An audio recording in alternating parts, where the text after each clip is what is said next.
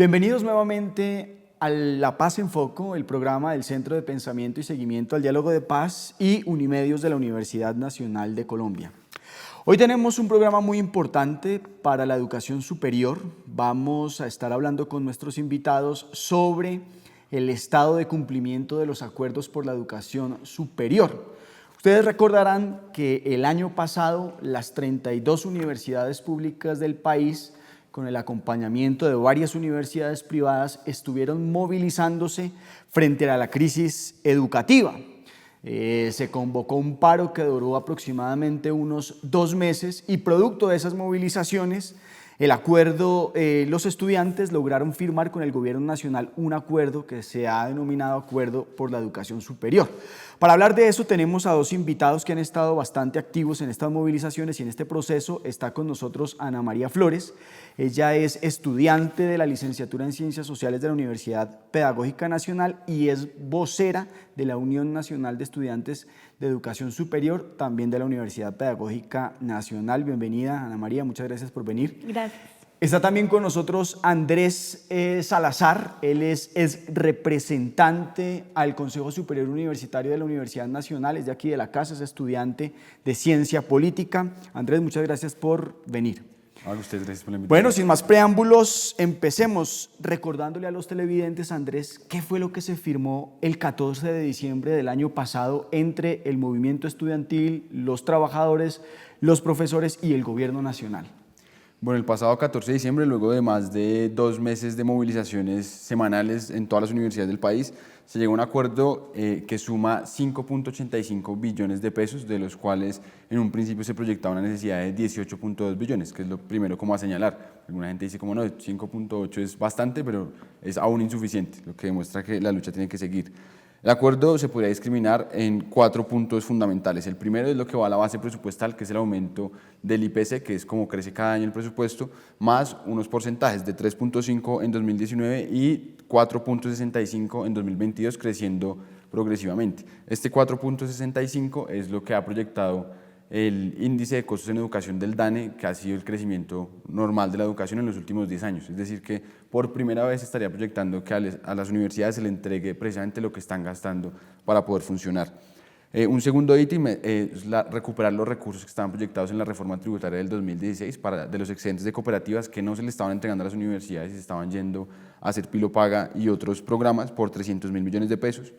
Además, en regalías, que diría por acuerdo con las gobernaciones, 1.5 billones de pesos, donde es 1 billón para infraestructuras, 250.000 millones para becas doctorales y 250.000 millones para el fortalecimiento de la investigación.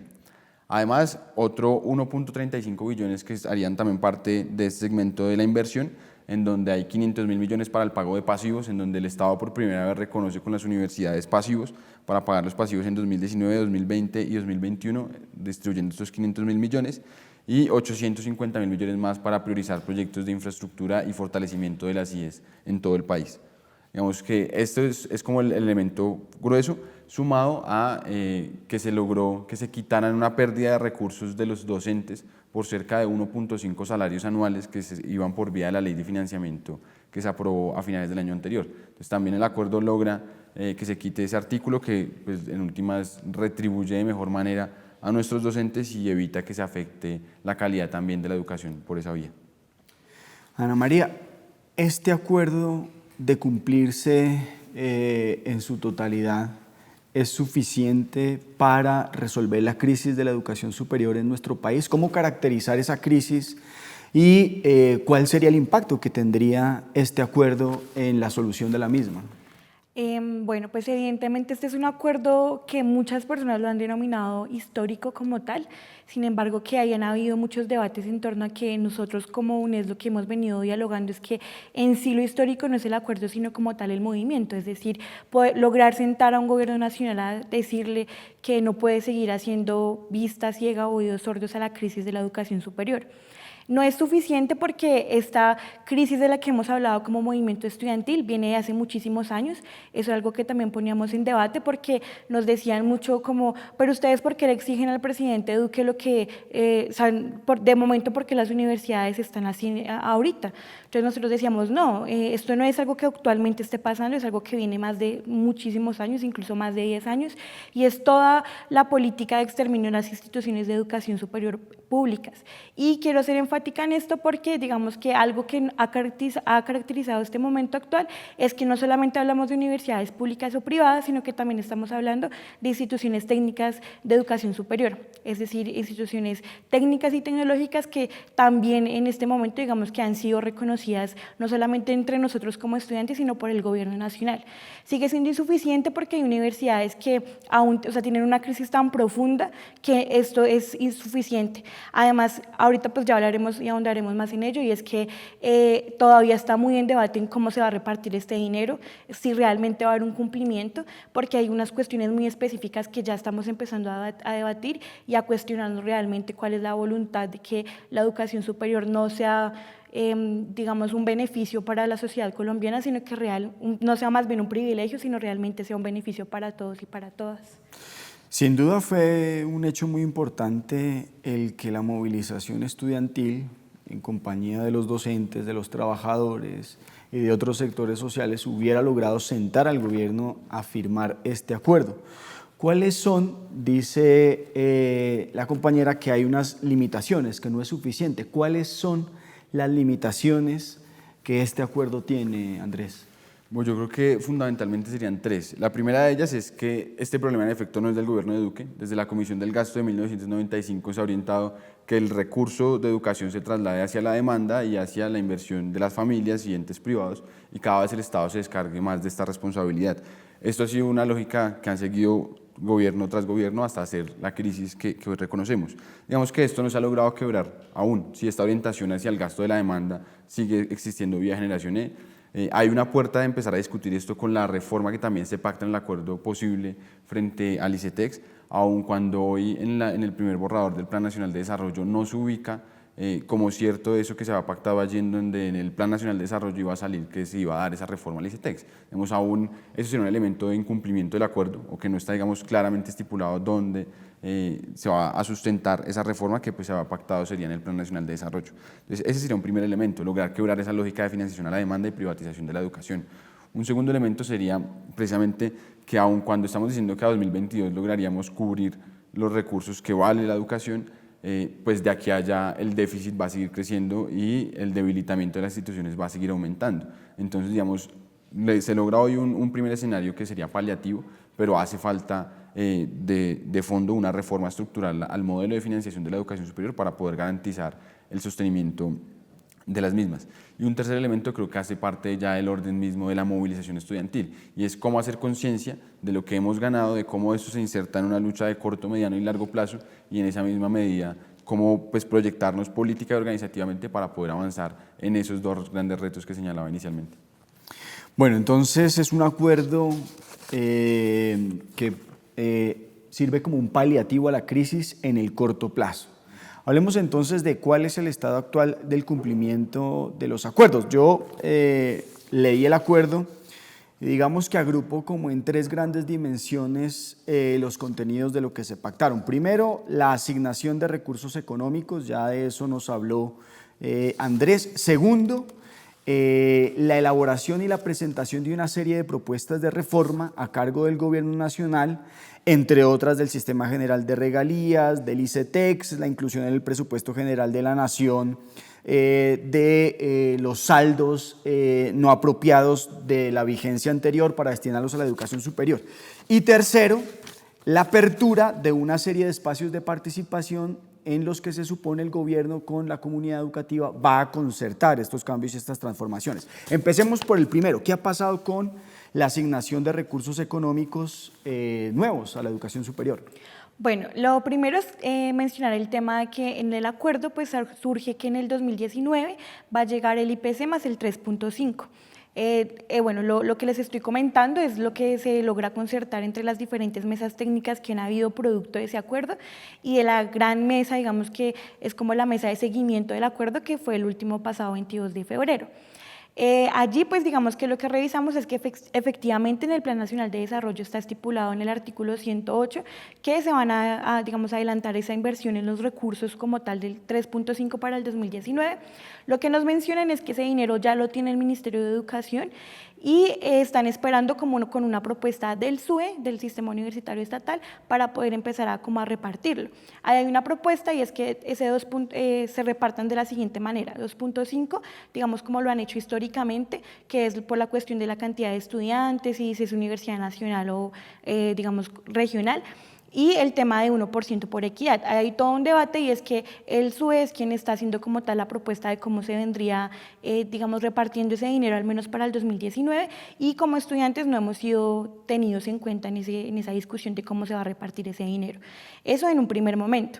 En otro está el tema del saneamiento de pasivos, eso está pendiente porque lo que se menciona es que el SUE también debe entregar un documento en donde sistematiza cuántos son los pasivos que cada institución necesita, y el documento como tal, digamos que pues no se ha entregado, tienen plazo para entregarlo hasta el 6 de marzo, ellos se reúnen ese día, y la idea es que como estudiantes podamos llegar precisamente a ese espacio para concertar también un espacio de propuesta para distribuir ese dinero y para proyectar ese tema del saneamiento de pasivos.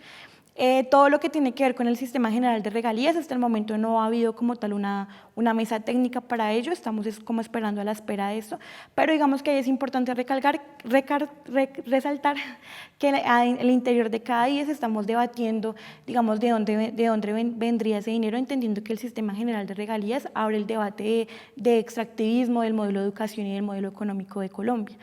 ¿Qué más se me olvida? Es importante.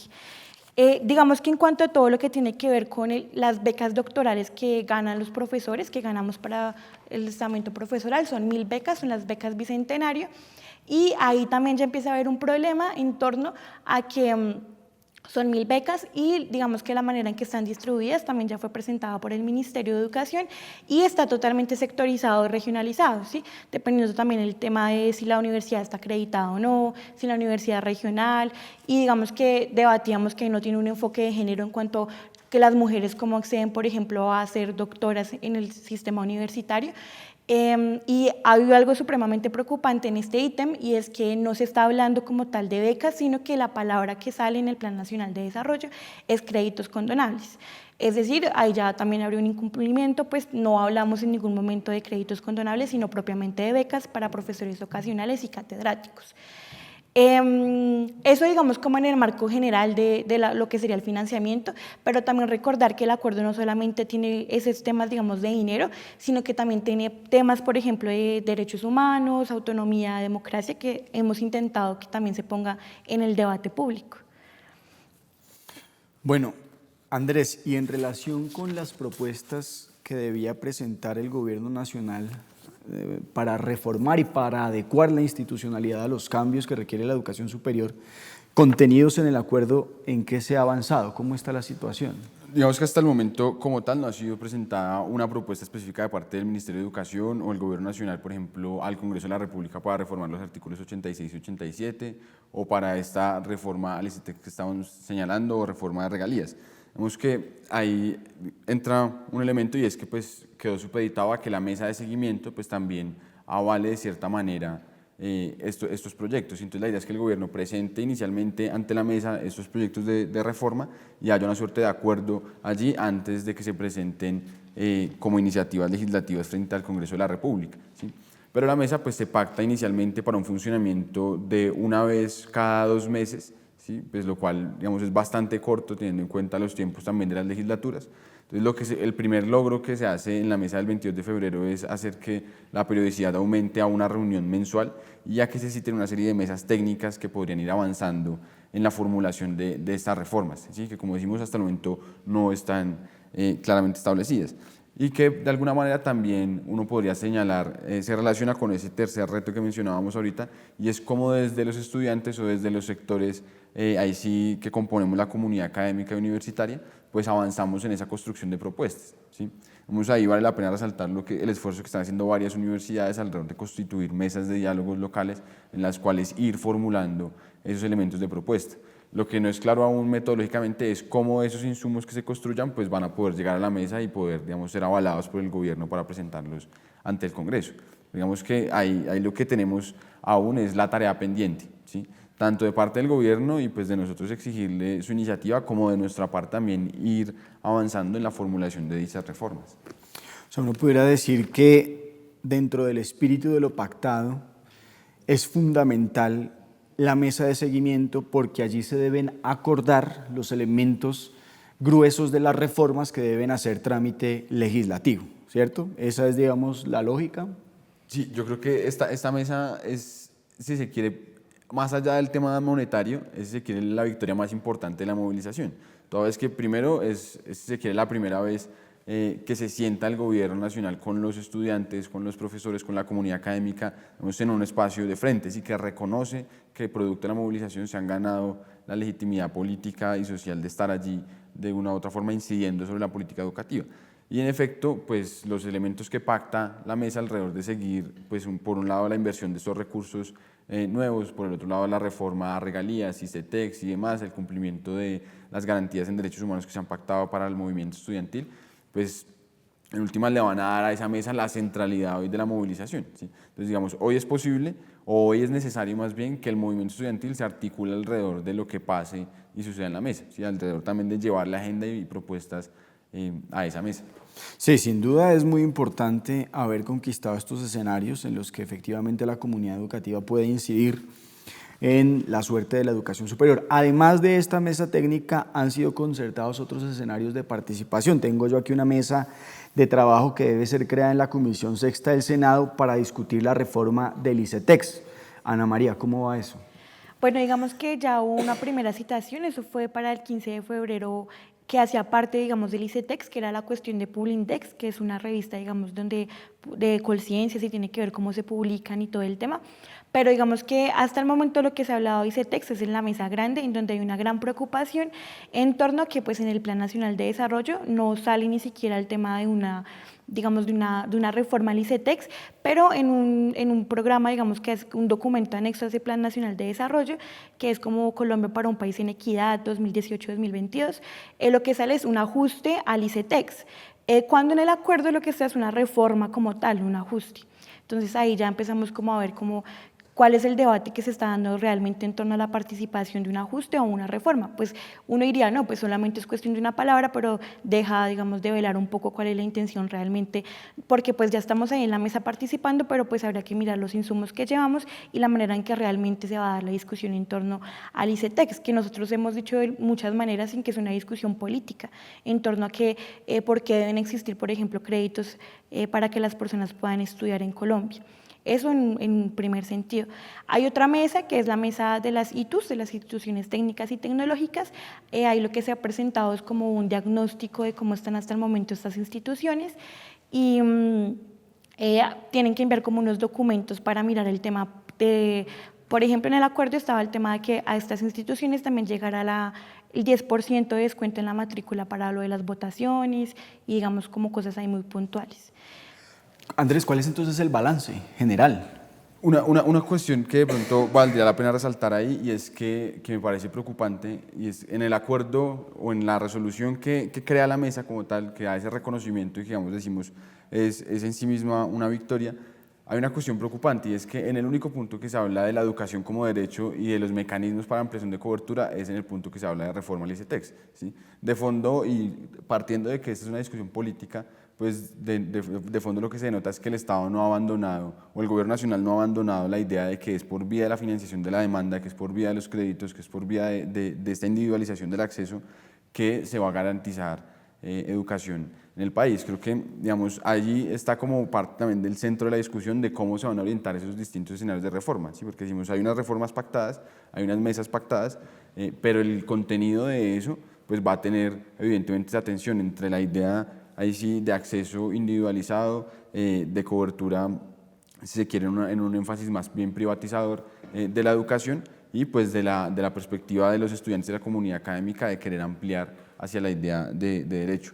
Eso como primer elemento. Y lo segundo, pues yo creo que sin duda igual el ejercicio de la movilización tiene un balance supremamente positivo, ¿sí?